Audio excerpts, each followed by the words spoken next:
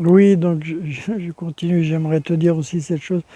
Tu vois, nous on veut être quelque chose. Tu comprends cette notion, on veut être quelque chose. Et en général, quand on veut être quelque chose, c'est souvent aux yeux des choses extérieures. Alors que tu es tout au-dedans. Parce que si tu n'étais pas le bonheur lui-même, toi, tu ne chercherais pas le bonheur. Si tu n'étais pas l'amour et la vie et la lumière à l'intérieur de toi, bon, qui s'est un peu endormi, qui est rentré dans un monde où tu l'as rempli, toi, de nuages comme ça, de brume, qui l'ont endormi, en fait.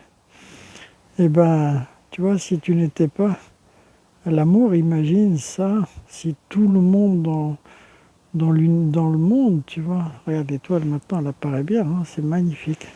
J'adore cette étoile. C'est très près de la Lune.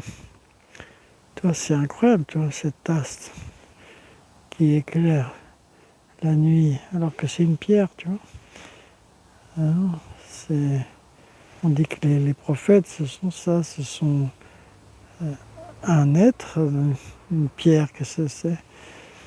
C'est une partie manifestée qui n'a pas de lumière en apparence sur l'extérieur, mais que la lumière, la lumière de la vérité vient éclairer. C'est une symbolique, c'est-à-dire que, tu vois, c'est une transparence parce que l'humain est éclairé par la réalité divine. Et les prophètes, tu vois, ce sont des êtres incarnés où la lumière, tu vois, ce qui est important, c'est que ta source s'incarne en toi. Eh ben, ils sont incarnés par la lumière de Dieu, ils deviennent la pleine lune. C'est pour ça qu'on appelait le prophète Mohammed, tu vois, la pleine lune. Et la petite lumière, là, la petite étoile, c'est l'étoile de l'espérance, c'est l'étoile de la guidance, tu vois, qui t'indique. Parce que le soleil lui-même, qu'est-ce que c'est si ce n'est une petite étoile comme ça?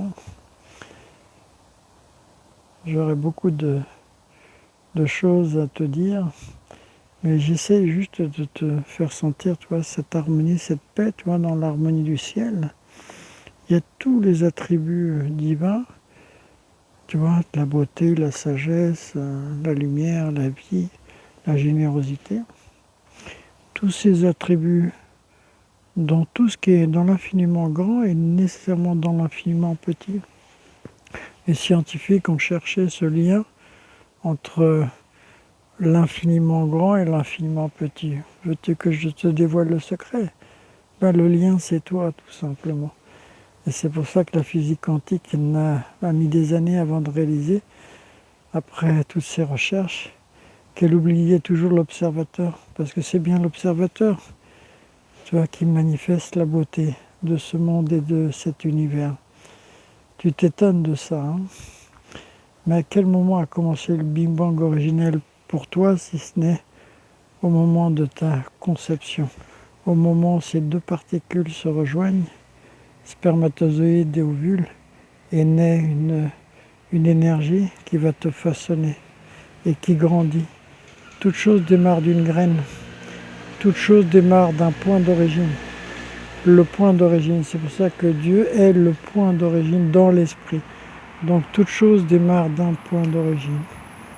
Et c'est ce point d'origine, si tu le trouves, où tu arrêtes de vouloir être quelque chose autre que ta nature divine, et la nature divine dans l'humain, et tu vois que la notion de dualité, il ne faut pas la combattre, au contraire, elle se marie.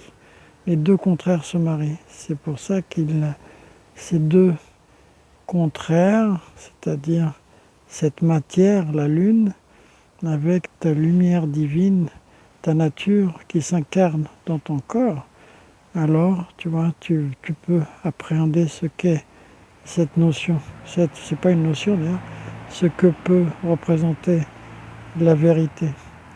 La vérité, c'est toi qui est le lien entre cet infiniment petit, qui est au-dedans de toi, qui est tout un cosmos, tu vois, à l'intérieur de toi, et qui n'est pas cette séparation que tu crées avec ton mental et ton corps, mais véritablement une réalité que tu peux vivre, mais pour ça il faut apprendre, que quelqu'un t'apprenne à te laisser oser, te laisser habiter par la vérité, parce que le faux, tu vois, c'est vouloir dire, voilà, je serai heureux quand je serai ingénieur, quand je serai... Bien sûr, c'est des choses que tu souhaites, ça, mais le soi est toute la réalité. Si tu fais confiance vraiment à ta nature divine, ton plan divin, tout te sera donné.